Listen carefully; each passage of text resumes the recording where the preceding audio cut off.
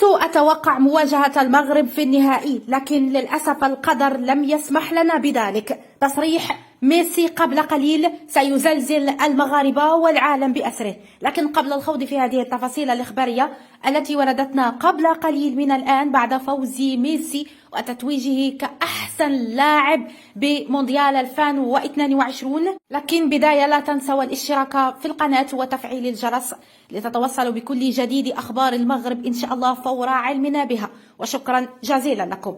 أما عن تفاصيل هذا الخبر أو هذا التصريح الذي وردنا قبل قليل، فتصريح ميسي قبل قليل بخصوص المغرب، المملكة المغربية الشريفة، قال أنه كان يتوقع فوز المغرب على فرنسا الذي يمتلك منتخبا قويا في نصف النهائي، وتوقعت مواجهته في النهائي، وقد تخوفت من مواجهة المغرب أكثر من فرنسا لأنه حقا منتخب قوي ويستحق الفوز.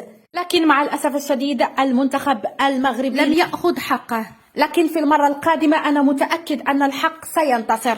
تصريح ميسي هذا يؤكد فعلا أن المغرب تعرض لظلم كبير بمونديال 2022، وارتباطا بذات السياق الملك محمد السادس يدعو أسود الأطلس أعضاء المنتخب المغربي جميعا للحضور لقصره العشاء مع جلالة الملك محمد السادس وابنه مولاي الحسن. وهذه هي تفاصيل هذا الخبر الجديد الذي وردنا.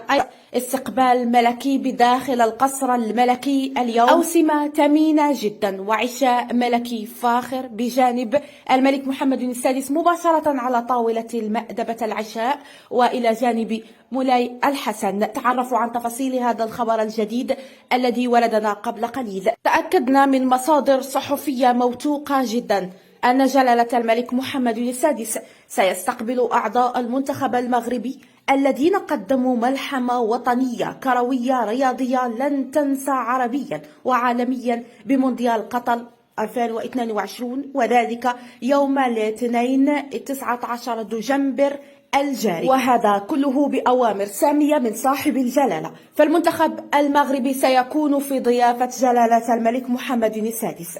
وتتحدث ذات المصادر أن تعليمات ملكية صدرت يوم مباشرة بعد خروج المنتخب من نصف نهائيات المونديال بالتحضير للاحتفالية مميزة كما يسموها العاملون بالقصر الملكي، المخازنية وجماهيرية تليق والمستوى الرفيع والتاريخي لنجاح المنتخب وتمكنه القوي للوصول إلى المربع الذهبي لكأس العالم، حيث دخل بذلك التاريخ من بابه الواسع كأول بلد عربي وافريقي يصل إلى هذا المستوى الرفيع.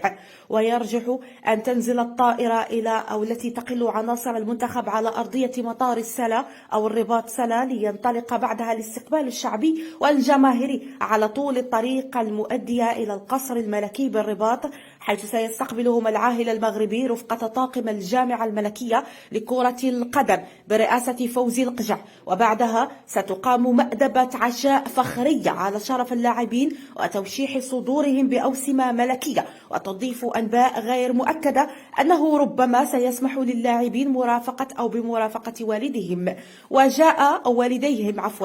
وجاء ذلك بعدما حققه الفريق المغربي الباسل أسود الأطلس بقيادة الناخب الوطني العالي المستوى وليد الركراكي ووصوله إلى النصف النهائي.